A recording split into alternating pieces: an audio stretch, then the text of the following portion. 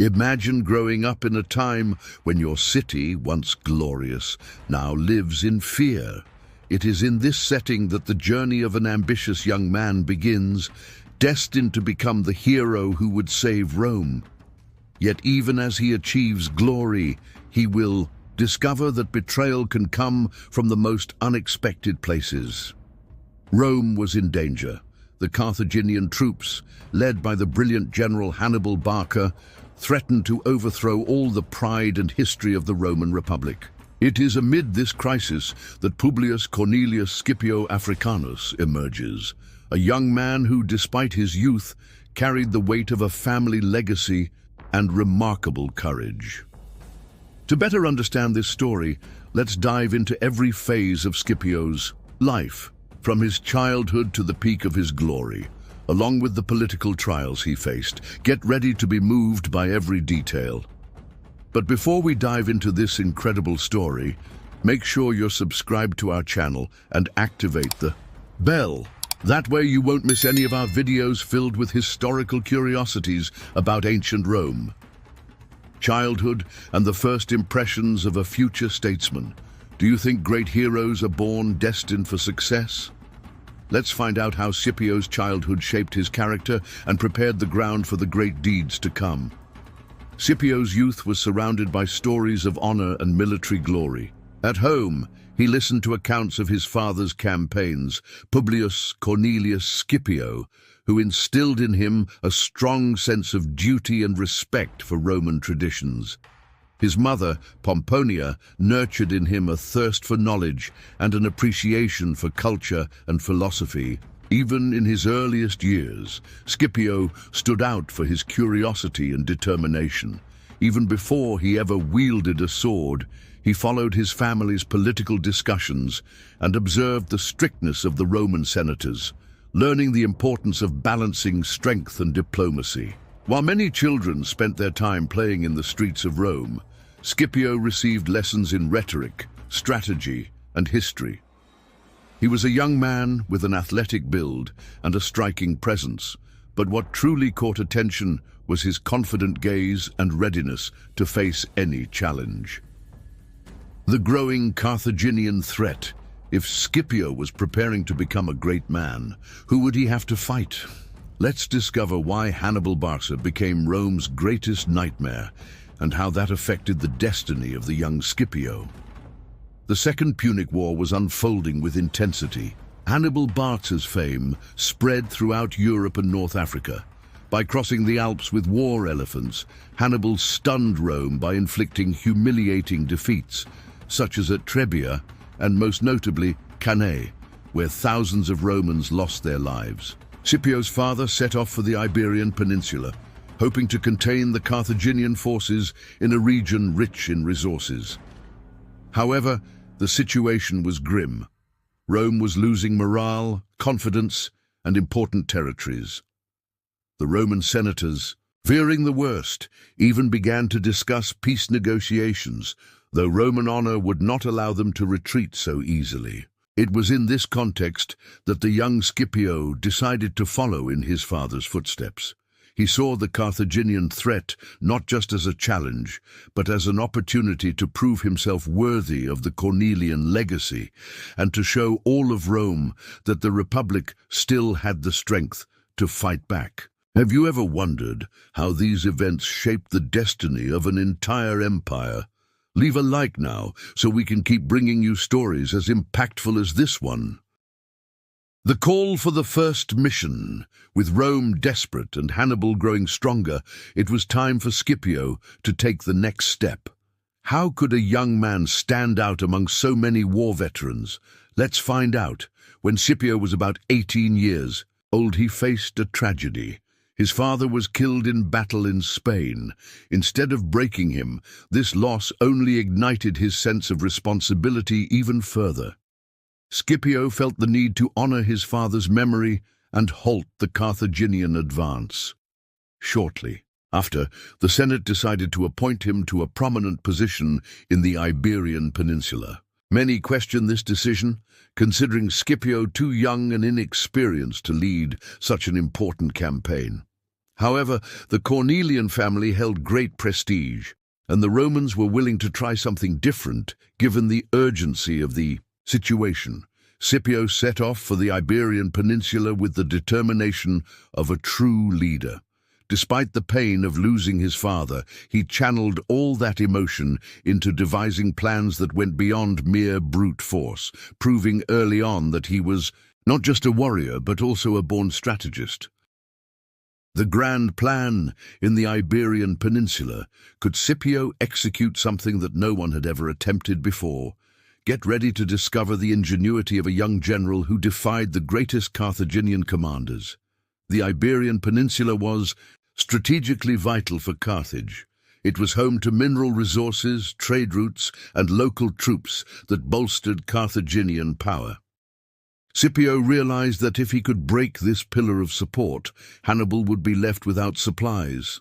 His first goal was to conquer key coastal cities, including the much-coveted New Carthage, renowned for its formidable defenses and privileged geographical position. To achieve this, Scipio devised a bold plan. He would attack at a moment of carelessness and exploit a weak point in the wall that few Romans knew about. Within months, Scipio and his legions demonstrated great discipline, capturing Carthaginian fortresses and earning the respect of the local peoples. The young commander's fame spread rapidly. People began to see him not just as the son of a great general, but as the man who could change the course of Rome's destiny. The game changer, the conquest of New Carthage. And finally, how did Scipio manage this impressive feat? Let's discover how the most fortified city in the region fell before his cunning. New Carthage was a true symbol of Carthaginian power. Surrounded by high walls, watchtowers, and a harbor capable of sheltering a large part of the enemy fleet, it seemed impossible to capture. However, Scipio found a loophole, a vulnerable access point through the canal at low tide. By coordinating simultaneous attacks and taking advantage of the receding sea, Scipio stunned the Carthaginian garrison, which believed it was secure.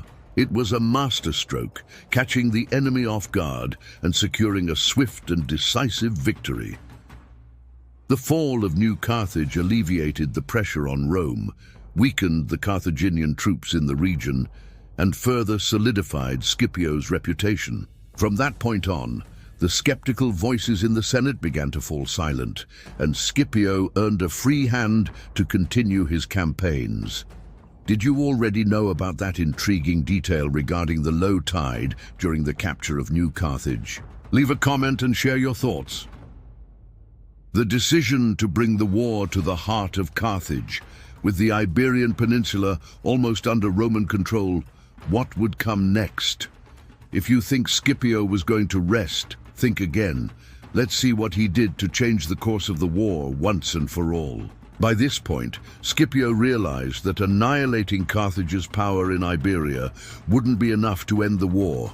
The brilliant mind of the young general understood that he needed to draw Hannibal away from Italy. And how could he do that? By taking the conflict to Africa. Although risky, the idea of an invasion on Carthaginian soil was accepted by the Senate. The Romans finally felt that someone had a clear plan to put an end to Hannibal's threat. Scipio then set off for Africa, seeking alliances with local peoples, especially with the Numidian cavalry, renowned for their agility and knowledge of the desert terrain. It was at this moment that a new chapter in the war began, one that would be forever etched in the history of Rome and the world. The final showdown, the Battle of Zama, and now we have arrived at the most anticipated moment. What would the direct confrontation between Scipio and Hannibal, the two greatest strategists of their time, look like? Prepare yourself for the unfolding of a legendary battle. In 202 BC, the final fate of Rome and Carthage would be sealed at Zama. Under pressure from Carthaginian leaders, Hannibal returned from Italy to defend his homeland, bringing veterans from countless campaigns. but also soldiers weary from years of war. Scipio, on the other hand, was confident in his rested legions, and especially in his alliance with the Numidian cavalry, which could neutralize the famous Carthaginian cavalry. The tension on the battlefield was palpable, as both generals were known for their intelligence and composure. The battle's progression surprised many. Scipio organized his troops in flexible lines, allowing the Numidian cavalry to attack the enemy flanks while the legionaries held the center firm. Hannibal attempted his customary charge with elephants, but Scipio devised formations that scattered the animals, creating fatal gaps in the Carthaginian ranks. In the end, Scipio emerged victorious, marking the irreversible decline of Carthage. The consequences of victory and the price of fame. What would be Scipio's fate after reaching the pinnacle of glory? Would Rome honor him forever, or would his success bring new enemies? With the victory at Zama, Scipio became known as Africanus, in homage to the region where he achieved his greatest triumph. He returned to Rome as a hero, triumphant parades, celebrations, and speeches in his honor. For a time, his name was synonymous with salvation and hope. However, Roman politics was not so simple. Scipio's fame and influence began to unsettle. Certain senators and patricians who feared he might concentrate too much power in his hands. Rome was a republic, and any figure that threatened the balance of power sparked suspicion. Before long, rumors of alleged corruption began circulating. Though never substantiated with concrete evidence, they were enough to undermine the great general's credibility among the political elite. Life off the battlefield would prove to be even more treacherous than facing Hannibal. Have you ever wondered how these political conflicts can tarnish a hero's reputation? Leave a like and share your thoughts with us. The ingratitude of Rome, and what happens when a hero saves his homeland but doesn't receive the gratitude he deserves. Let's uncover how Scipio dealt with the intrigues that almost destroyed him. After several years in politics, Scipio found himself increasingly isolated. The very republic he had defended so vigorously now accused him of personally profiting from the campaigns in Spain and Africa. In heated debates in the Senate, his political enemies demanded accountability. Although they never managed to prove any wrongdoing, the mere shadow of corruption was enough to damage the great general's reputation. Disillusioned, Scipio chose to withdraw from public life, believing that the Rome for which he had fought had changed. He retired to the countryside, where he spent his final years more as an ordinary man than as the savior of a republic. Even so, in popular memory, he remained the hero who defeated Hannibal. The legacy of one of Rome's greatest generals. Finally, we arrive at the conclusion of a story that continues to inspire leaders to this day. What remains for posterity, and how does Scipio's legacy influence our view of heroism? Scipio Africanus passed away in 183 BC, shortly after Hannibal. His death occurred far from the limelight, almost in exile. Yet posterity recognized his worth. Historians like Polybius and Livy immortalized his deeds, portraying him as an incomparable strategist. His victory at Zama not only marked the end of the Second Punic War, but also the beginning of a Roman dominance over the Mediterranean that would last for centuries. Scipio proved that courage, combined with intelligence, could overcome immense challenges, even when all seemed lost. His legacy endures. Political and military figures throughout history have studied his tactics, his speeches, and his way of dealing with allies. The name Scipio Africanus has become synonymous with military genius, as well as a reminder that politics can at times betray even those who have contributed the most to the common good. And so, the story of Publius Cornelius Scipio Africanus comes to an end. The young man who, against all odds, saved Rome, yet discovered in the cruelest way that the greatest victory does not guarantee the highest honor. If you enjoyed this journey through time and want more fascinating stories, subscribe to the channel, leave a like, and share this video with your friends.